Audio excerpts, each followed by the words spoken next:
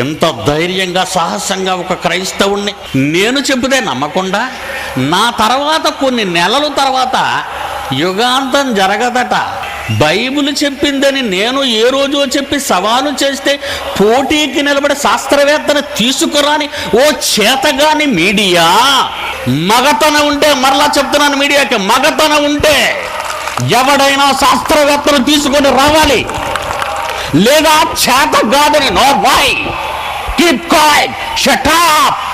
నిజం చెప్పి ఇంత ప్రజల మధ్య కేక వేస్తుంటే ఏమండి, పిడి సుందర్రావు అన్న ఆయన బైబిలులో ఉందట, యుగాంతం జరగదట, మరి ఇలాగ అంటున్నాడు. ఎవడైనా ఉన్నాడా? చేతగాని దద్దమ్మల్లారా రెండర్రా అని పిలాలి కదా. ప్రకటన వచ్చిందో అయిపోతావు నువ్వు అన్నాను. దమ్ముంటే నన్ను ఢీకొండ్రా చేతగాని దద్దమ్మల్లారా. ఎవడో చేతగాని బుద్ధి లేని బైబిల్ తెలియని విదేశీయుడకు మూర్ఖుడు చెప్పిన మాటలు నమ్ముతున్నావా? చరిత్రకారుడు చెప్పిన మాటలు నమ్ముతున్నావా? ఎవడికి రా తెలుసు చరిత్ర, ప్రపంచ చరిత్ర? నీకు తెలుసా? నువ్వు స్టూడియోకి రప్పించుకున్న కొండ కోరుకు తెలుసా చరిత్ర? యేసు కాశ్మీర్ వచ్చాడో లేదో మనిద్దరం తెలుసుకుందాం, లేదా ఎవడో వాడిని తీసుకురా దగ్గరికి.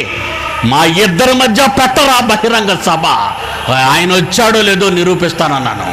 దెబ్బతో ఇవ్వటం మానేశాడండి మరుసటి వారం. ఇదండి జైశాలి దెబ్బ.